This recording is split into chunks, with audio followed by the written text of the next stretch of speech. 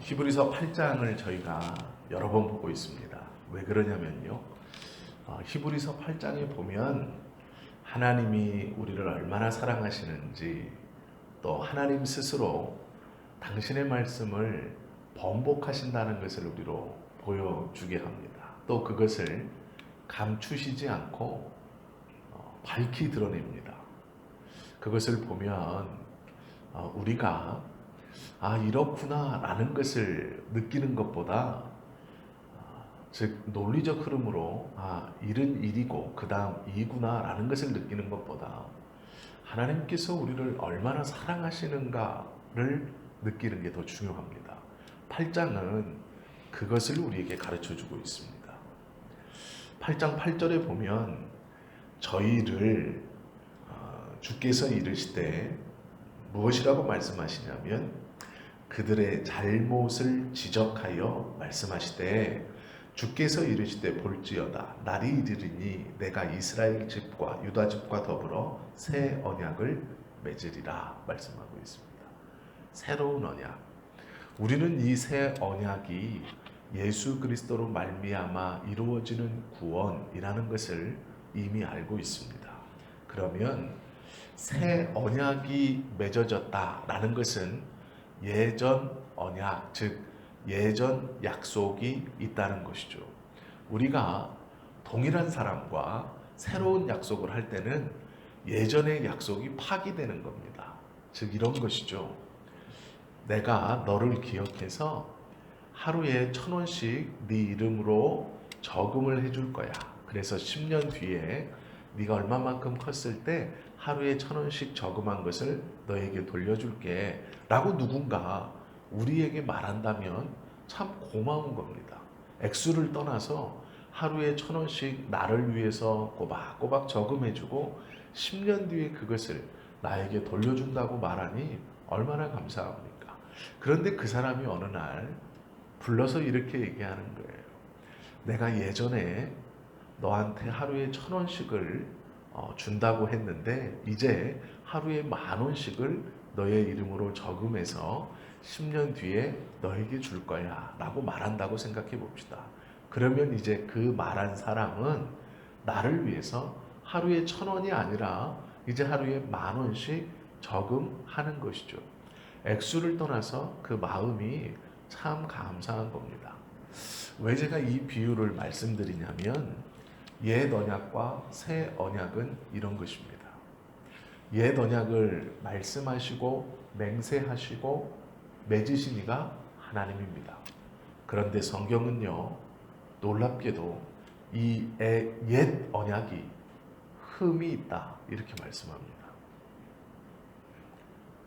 하나님께서 하신 약속인데 그 약속에 대해서 성경은 흠이 있는 언약이다 라고 말씀합니다. 또한 부족한 언약이었다 라고 말씀합니다. 우리가 이 말씀을 잘 봐야 됩니다. 하나님이 말씀하시고 하나님이 맺으신 언약이 부족할 수 있겠습니까? 없습니다. 하나님이 친히 말씀하시고 제정하신 언약이 모자랄 수 있겠습니까? 없습니다. 흠이 있을 수 없습니다. 하나님과 사람이 언약을 맺었습니다. 그런데 그 언약이 오늘 성경은 옛 언약이고 부족한 언약이었고 흠이 있는 언약이었다라고 말씀합니다. 그러면서 새 언약을 우리에게 주셨다라고 말합니다. 이 말은 하나님께서 스스로 예전 내가 너희와 맺은 언약은 부족했다라고 말씀하시는 겁니다. 잘 알아들으셔야 됩니다. 이 본문은 하나님이 무엇인가 모자르고 생각지 못했고 무엇인가 사람처럼 허술함이 있어서 그 맺은 계약이 부족했다라고 말씀하시는 게 아닙니다. 온전한 언약이었고 완벽한 것이었지만 하나님과 사람 사이에 맺은 첫 언약은 사람으로서는 도저히 지킬 수 없는 것이었습니다. 즉 우리의 죄와 욕심으로 인하여 그 언약이 파기된 것입니다. 도저히 그 언약을 지킬 수 있을 만큼의 수준이 되지 못한 것이 우리들입니다. 즉, 옛 언약의 부족과 흠은 하나님께서 부족하게 흠있게 맺어 놓으신 것이 아니라 계약의 상대방인 우리가 그것을 지키지 못하여 자동적으로 파기하게 된 것과 같은 것이죠. 즉, 하나님은 온전하시고 계약은 온전한데 그 계약을 지킬 우리의 죄로 인하여 그 계약이 성립되지 않았던 겁니다. 그런데 하나님은 그런 우리를 책망하신 것이 아니라 옛 계약이 흠이 있었다, 내가 부족했다 라고 말씀하십니다. 그리고 새 언약을 주셨는데 그 새 언약은 놀랍게도 하나님과 우리가 직접 맺은 것이 아닙니다. 첫 번째 언약에서 하나님은 우리에게 직접 말씀하셨습니다. 이렇게 나의 율법을 지키면 된다 라고 말씀하셨죠. 우리의 죄성으로 인하여, 우리의 욕심과 죄악됨으로 인하여 그 언약을 온전히 지킬 수 있는 자가 한 사람도 없었습니다. 그렇게 지켜지지 않는 하나님의 약속의 말씀을 하나님께서 내가 부족했고 내가 모자랐고 내가 흠이 있었다 라고 말씀하시면서 새로운 언약을 주시는데, 하나님과 우리 사이에 이 언약의 보증자로, 이 언약의 성취자로 예수 그리스도를 세우신 겁니다. 그리고 우리는 그 언약을 직접 지키는 것이 아닌 그 언약의 보증자인 예수 그리스도를 믿는 것으로 그 언약을 지켰다 여겨주시고 구원해 주시는 겁니다. 보증자가 예수님이기에 이 새 언약은 놀라운 구원을 우리에게 거저 주시는 겁니다. 하나님께서 옛 언약이 흠이 있었다, 부족했다 라고 말씀하시는 것은 정말로 하나님이 부족해서가 아닙니다. 옛 언약이 정말로 흠이 있어서도 아닙니다. 우리가 지키지 못했고 우리의 연약함과 부족함을 하나님이 내가 부족했고 내가 연약했다 라고 스스로 말씀하시고, 하나님이 우리에게 보여주실 수 있는 그 사랑을 다시 한번 보여주시기 위해서 중보자인 예수님을 언약의 가운데에 두고, 이 언약의 성취는 예수 그리스도의 희생으로 말미암아 이루어졌고 너희는 그 예수를 믿으면 내가 이 언약을 너희가 성취한 것으로 여겨주시겠다라는 것이 새 언약입니다. 이 새 언약은, 즉 예수 그리스도가 이 땅에 오심은 하나님께서 우리들을 얼마나 사랑하시는지를 다시 한번 보여주시는 말씀이고 사건입니다. 히브리서 8장 7절부터 13절까지 기록되어져 있는 새 언약이라 말씀하시고, 첫 것은 낡아지게 하신 것이니 낡아지고 쇠하는 것은 없어져 가는 것이니라 라는 말씀은 하나님 스스로 우리에 대한 사랑이 어떠한 것인지를 보여주시는 겁니다. 하나님은 부족하지 않습니다. 모자르지 않습니다. 하나님은 어리석거나 미련할 수 없습니다.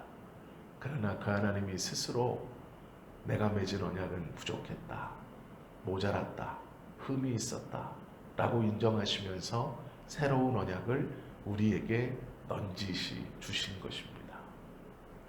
이 마음을 우리가 깨달을 수 있어야 합니다. 부모가 자녀의 부족함을 책망하는 것 대신 내가 부족했다라고 인정하면서 그 자녀에 대한 사랑으로 그 자녀를 끌어안는 것입니다.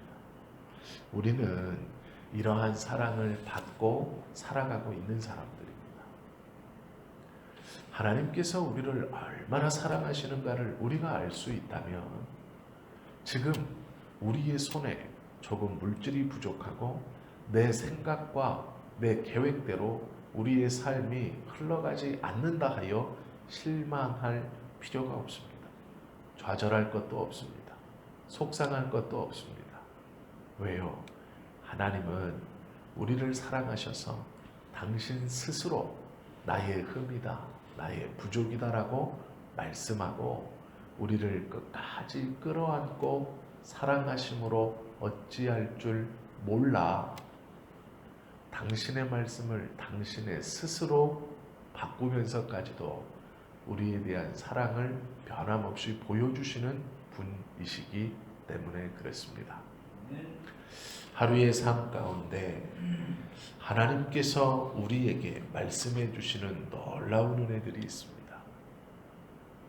이 새 언약은 육적으로 아브라함의 피로 맺어진 후손들에게 맺혀진 것이 아니라 예수 그리스도의 십자가를 통하여 모든 이에게 이 은혜가 넘쳐나는 것이기 때문에 어린아들 또 큰 자에 이르기까지 주님을 알라 가르치지 않아도 이 사랑의 크기와 이 사랑을 통하여 모든 자들이 하나님 앞에 돌아올 것이다 라고 말씀하고 있는 것이 오늘 히브리서 8장 하반절의 말씀입니다.